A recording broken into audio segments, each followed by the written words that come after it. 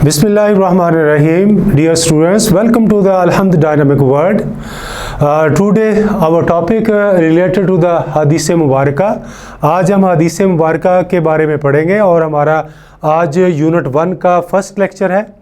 इस सिलसिले में जो है हम हदीस नंबर 11 को पढ़ेंगे। ठीक है बच्चों, आज हम जो है हदीस नंबर 11 को पढ़ेंगे।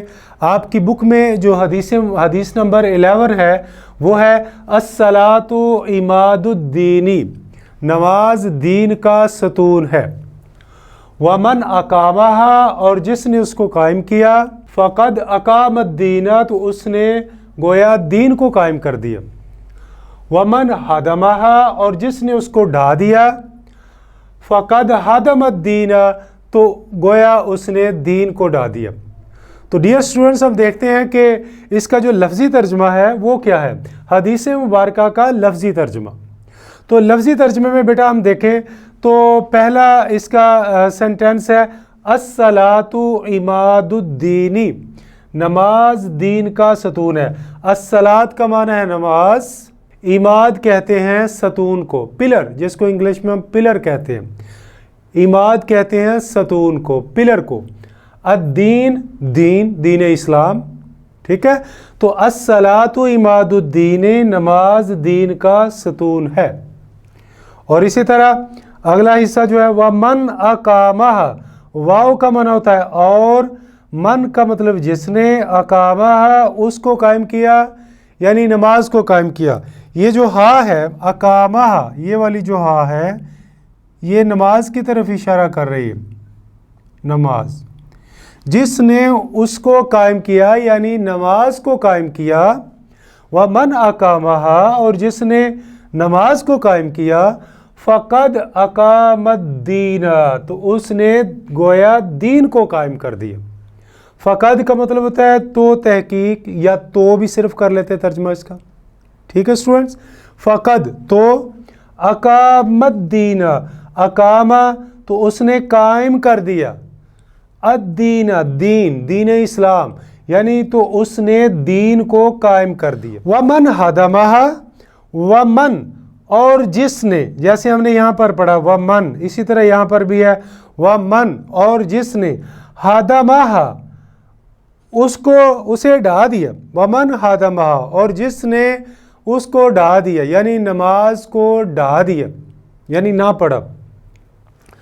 फ़क़द हदमत दीना, तो उसने दीन को ढा दिया। मतलब ये है कि जिसने नमाज ना पढ़ी उसने गोया दीन को ढा दिया। ठीक है बच्चों, अच्छा, तो ये जो है ये इसका लफ्ज़ी तर्जुमा है। अब हम इसका इस हदीस मुबारका का देखते हैं बामुहावरा तर्जुमा।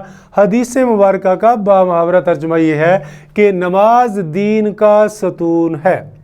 जिसने इसे कायम किया उसने गोया दीन को कायम किया, और जिसने इसे ढा दिया उसने गोया दीन को ढा दिया। जी ठीक है बच्चों, ये हमने इसका बामुहावरा तर्जुमा कर लिया। अब हम जो है डियर स्टूडेंट्स देखते हैं इसकी तशरीह में हम क्या क्या पॉइंट्स बना सकते हैं। ठीक है, इन सारे पॉइंट्स को मैं आपके साथ डिस्कस करता हूं, और अगर ये हदीस मुबारका आपको पेपर में आए तो आपने इन पॉइंट्स के साथ जो है इस हदीस मुबारका को लिखना है। इंशाल्लाह आपके मार्क्स जो है वो पूरे आएंगे। ठीक है स्टूडेंट्स, अच्छा, दीन को इमारत से तशबीह। पहली बात जो इस हदीस में की गई है वो ये कि अस्सलातु इमादुद्दीनी, नमाज दीन का सतून है। ये जो दीन है इसको एक इमारत से तशबीह दी गई है। दीन को एक इमारत से तशबीह दी गई है। दीन को एक इमारत से तशबीह दी गई है, और इस इमारत का जो सतून है वो नमाज है। अस्सलात वो है नमाज, नमाज दीन का सतून है। तो दीन को इमारत से तशबीह देने का मतलब ये है कि अगर दीन जो है पूरी एक इमारत है तो उसमें, इस पूरी इमारत में जो सबसे ज़्यादा ये बिल्डिंग, ये इमारत जिस चीज़ पर रिलाई करती है, जिस पर ये बेस कर रही है दीन की इमारत, वो है नमाज। ठीक है बच्चों, तो डियर स्टूडेंट्स, दीन को इमारत से तशबीह देने का मतलब ये है कि नमाज की अहमियत को उजागर किया जा रहा है, नमाज की इम्पोर्टेंस को उजागर किया जाए, नमाज की جو فضیلت ہے، جو اس کی فرضیت ہے، اس کے بارے میں بتایا جا رہا ہے کہ نماز اتنی امپورٹنٹ ہے کہ جو نماز ہے وہ اس پوری دین کی عمارت کا ایک ستون ہے۔ جیسے ہم ایک عمارت کھڑی کرتے ہیں ستون کے اوپر، مختلف ستونوں کے اوپر، اسی طرح دین کا سٹرکچر جو ہے وہ ڈیفرنٹ عمارتوں کے اوپر جو ہے وہ کھڑے ہوتا ہے۔ ٹھیک ہے بیٹا، تو یہ جو دین کی جو امپورٹنٹ ستون ہے وہ ہے نماز۔ اچھا، نیکسٹ جو ہے نماز کا قیام، دین کا قیام، مطلب یہ ہے کہ اگر ہم نماز قائم کرتے ہیں تو گویا ہم نے دین کو قائم کر دیا۔ اور یہ ارشاد باری تعالیٰ بھی ہے، قرآن پاک میں ارشاد باری تعالیٰ ہے کہ وَأَقِیمُوا الصَّلَاةَ وَآتُوا الزَّکَاةَ، اور نماز قائم کرو، وَآتُوا الزَّکَاةَ، اور زکوٰۃ ادا کرو۔ اسی طرح ڈیئر اسٹوڈنٹس، سب سے زیادہ جس بات کا قرآن مجید میں حکم دیا گیا ہے وہ نماز ہے۔ تقریباً جو ہے مفسرین کہتے ہیں کہ تقریباً 700 دفعہ جو ہے وہ قرآن مجید میں نماز کا ڈائریکٹ اور انڈائریکٹ جو ہے وہ حکم دیا گیا ہے کہ نماز کو جو ہے اس کی اہمیت کو جو ہے وہ اجاگر کیا گیا ہے۔ ٹھیک ہے، تو اگر کوئی شخص چاہتا ہے کہ اس کا دین قائم رہے تو اس کے لیے ضروری ہے کہ اس کی نماز قائم ہو، اس کو چاہیے کہ وہ نماز ادا کرے۔ ٹھیک ہے بیٹا، اس کے بعد اگلا پوائنٹ ہے نماز کو چھوڑنا دین کو ڈھانا ہے۔ مطلب یہ ہے کہ اگر آپ نماز چھوڑتے ہیں تو گویا آپ نے دین کو ڈھا دیا ہے۔ ایسے شخص کے لیے بربادی ہے جو اپنی نمازوں کو بلا دیتے ہیں۔ اور قرآن پاک میں ارشاد باری تعالیٰ ہے، فَوَيْلٌ لِّلْمُصَلِّينَ، تو ہلاکت ہے ان نمازیوں کے لیے، الذین ہم جو عن الصلاۃ ساہون، جو اپنی نمازوں سے اپنی نمازوں سے کوتاہی برتتے ہیں یا اپنی نمازوں کو بھولے ہوئے ہیں۔ ٹھیک ہے، تو اس سے پتہ چلا کہ نماز کا قیام دین کا قیام ہے، اور نماز اگر آپ کا قیام نہیں ہے تو آپ کے لیے ہلاکت ہے، بربادی ہے، جو کہ ارشاد باری تعالیٰ میں اللہ تعالیٰ نے ارشاد فرمایا ہے۔ ٹھیک ہے بیٹا، اسی طرح اگر ہم دیکھیں تو ایک انسان، ایک مومن جو ہے، اس کے لیے دن میں 5 مرتبہ نماز کا امتحان آتا ہے۔ 5 مرتبہ نماز کا امتحان آتا ہے، مطلب یہ ہے کہ ہر وہ مسلمان جو مومن ہے، جب 5 مرتبہ مسجد میں اذان ہوتی ہے تو اس کے ایمان کا امتحان آتا ہے کہ کیا وہ اپنے امتحان میں کامیاب ہوتا ہے یا وہ ناکام ہوتا ہے۔ اگر تو وہ نماز کے لیے پڑھنے کے لیے تیار ہو جاتا ہے اور نماز ادا کرتا ہے تو گویا وہ اپنے امتحان میں کامیاب ہو گیا، اور اگر وہ نہیں پڑھتا تو گویا وہ جو 5 مرتبہ مومن کے لیے، مسلمان کے لیے جو ہے دن میں امتحان آیا تھا اس میں وہ ناکام ہو گیا۔ تو 5 مرتبہ جو ہے ایک مسلمان کا، ایک مومن کا جو ہے امتحان آتا ہے، اور اس کے لیے جو ہے وہ مؤذن کی نماز اور فلاح کی جو ہے دعوت، وہ مؤذن کیا کرتا ہے؟ مؤذن اس کو نماز کی دعوت دیتا ہے، حی علی الصلاۃ، حی علی الفلاح۔ یہ مومن جو ہے حی علی الصلاۃ کہہ کر ایک جو ہے وہ نماز کی دعوت دیتا ہے، اور پھر وہ کہتا ہے حی علی الفلاح، آؤ فلاح کی طرف، حی علی الفلاح، آؤ کامیابی کی طرف، آؤ نماز کی طرف، آؤ کامیابی کی طرف۔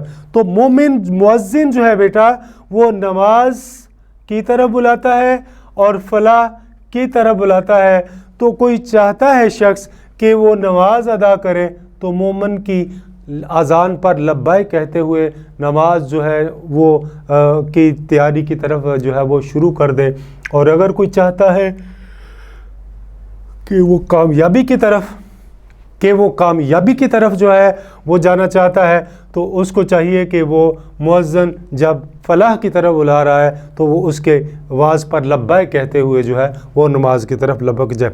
گویا جو نماز ہے وہ کامیابی ہے، اور کامیابی کا دوسرا نام جو ہے وہ نماز ہے، اور نماز کا دوسرا نام جو ہے وہ کامیابی ہے۔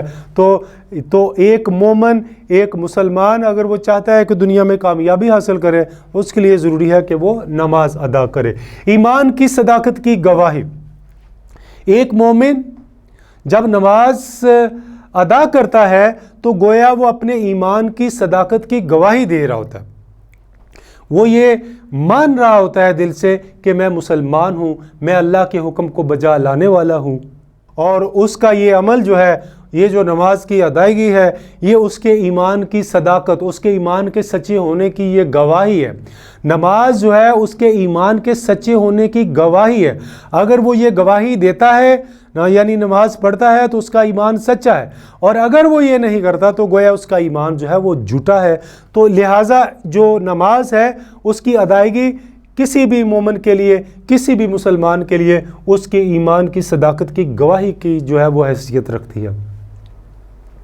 اللہ تعالیٰ سے تعلق اور رابطے کا ذریعہ، ڈیئر اسٹوڈنٹس، نماز جو ہے کسی بھی انسان کے لیے جو ہے اس کے اللہ سے، اس کے رب سے تعلق کا ذریعہ ہے، اس سے رابطے کا ذریعہ ہے۔ اگر کوئی شخص چاہتا ہے کہ اس کا تعلق اس کے رب سے قائم ہو جائے، اس کے جو ہے اس کے پروردگار سے قائم ہو جائے، جس نے اس کو پیدا کیا اس سے قائم ہو جائے، تو اس کو چاہیے کہ وہ اپنا نماز ادا کرے۔ جتنی زیادہ وہ نماز ادا کرے گا اتنا زیادہ اس کا تعلق مضبوط ہوتا چلا جائے گا، اور جتنا زیادہ وہ نماز سے کوئی بھی شخص دور ہوتا چلا جائے گا اتنا زیادہ اس کا تعلق جو ہے وہ کمزور ہوتا چلا جائے گا۔ لہٰذا ہم نے بحیثیت مسلمان جو ہے کوشش کرنی ہے کہ ہمارا جو تعلق ہے اللہ تعالیٰ سے وہ مضبوط سے مضبوط تر جو ہے وہ ہوتا چلا جائے۔ اسی طرح بیٹا بہت ساری احادیث مبارکہ ہے، میں نے چند جو ہے 4-5 یہاں پر حدیث مبارکہ لکھی ہیں جو نماز کی امپورٹنس کو، نماز کی اہمیت کو جو ہے وہ اجاگر کرتی ہیں۔ جیسے پہلی حدیث مبارکہ ہے، اس کا میں نے پوائنٹ بنایا ہے، نماز آنکھوں کی ٹھنڈک، یعنی ارشاد نبوی ہے صلی اللہ علیہ وآلہ وسلم، الصلاۃ قرۃ عینی، نماز میری آنکھوں کی ٹھنڈک ہے، نماز میری آنکھوں کی ٹھنڈک ہے۔ تو یہ آپ عربی بھی لکھ سکتے ہیں اور چاہیں تو صرف ترجمہ ہی لکھ لیں کہ الصلاۃ قرۃ عینی، نماز میری آنکھوں کی ٹھنڈک ہے۔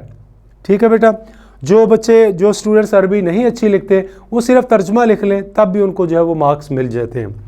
اچھا، نیکسٹ جو ہے الصلاۃ مفتاح الجنہ، نماز جنت کی کنجی ہے، نماز جنت کی کنجی ہے۔ تو اس کا ہم نے پوائنٹ بنایا، نماز جنت کی کنجی، الصلاۃ مفتاح الجنہ۔ ٹھیک ہے، اگر کوئی شخص جنت میں جانا چاہتا ہے تو اس کے پاس کنجی کا ہونا بڑا ضروری ہے، چابی کا ہونا بڑا ضروری ہے، اور چابی جنت میں جانے کی جو ہے وہ نماز ہے۔ نیکسٹ بیٹا، مومن کی معراج، آپ صلی اللہ علیہ وآلہ وسلم نے فرمایا الصلاۃ معراج المومنین، نماز مومن کی معراج ہے، نماز مومن کی کیا ہے؟ معراج ہے۔ یعنی نماز انسان کو بلندیوں کے اس مقام پر لے جاتی ہے جس کا اس کو اندازہ بھی نہیں ہے۔ اگر کوئی چاہتا ہے کہ اپنی ایک مومن جو ہے اپنی بلندیوں کو چھوئے، اپنی معراج کو پالے، تو اس کو چاہیے کہ وہ نماز ادا کرے۔ کہتے ہیں کہ نماز میں جب انسان سجدے کی حالت میں ہوتا ہے تو اللہ تعالیٰ کے سب سے زیادہ قریب ہوتا ہے، سب سے زیادہ کیا ہوتا ہے؟ قریب ہوتا ہے۔ جب وہ اپنی پیشانی، اپنی سب سے عرفہ و اعلیٰ مقام جو اس کا پیشانی ہے، جب وہ زمین پر اللہ کے سامنے سجدہ ریز ہوتا ہے تو وہ اپنے رب کے سب سے زیادہ قریب ہوتا ہے، اور اس لیے فرمایا کہ الصلاۃ معراج المومنین، نماز مومنوں کی معراج ہے۔ جی بیٹا، نیکسٹ ہے قیامت کے دن پہلا سوال، ارشاد نبوی ہے صلی اللہ علیہ وآلہ وسلم، آپ صلی اللہ علیہ وسلم نے فرمایا اول ما سئل عن الصلاۃ، قیامت کے دن سب سے پہلے جو سوال کیا جائے گا وہ نماز کا کیا جائے گا۔ قیامت کے دن سب سے پہلے جو سوال کیا جائے گا وہ نماز کا کیا جائے گا۔ تو ڈیئر اسٹوڈنٹس، اگر ہم جو ہے اپنی نماز کو قائم کرتے ہیں تو ہم اس سے بیش بہا جو ہے وہ فوائد حاصل کرتے ہیں، دنیا کے بھی فوائد حاصل کرتے ہیں اور آخرت میں بھی کے بھی فوائد حاصل کرتے ہیں، دنیا میں بھی کامیابی حاصل کرتے ہیں اور آخرت میں بھی جو ہے وہ کامیابی حاصل کرتے ہیں۔ میں امید کرتا ہوں کہ آپ لوگوں نے جو ہے اس حدیث کے الفاظ معنی کو بھی اچھے طریقے سے یاد کر لیں گے اور اس کے بامحاورہ ترجمے کو بھی دیکھ لیں گے، اور پھر اس کے جو ہم نے پوائنٹ بنائے ہیں جیسے دین کو عمارت سے تشبیہ، نماز کا قیام دین کا قیام، نماز کو چھوڑنا دین کو ڈھانا کے مترادف، 5 مرتبہ ایمان کا امتحان، مؤذن کی نماز اور فلاح کی دعوت، ایمان کی صداقت کی گواہی، اللہ تعالیٰ سے تعلق اور رابطے کا ذریعہ، نماز آنکھوں کی ٹھنڈک، نماز جنت کی کنجی، مومن کی معراج، قیامت کے دن پہلا سوال۔ تو یہ سارے پوائنٹس لے کر جو ہے ہم اس حدیث مبارکہ کی تشریح کریں گے۔ بہت شکریہ، والسلام ورحمۃ اللہ وبرکاتہ۔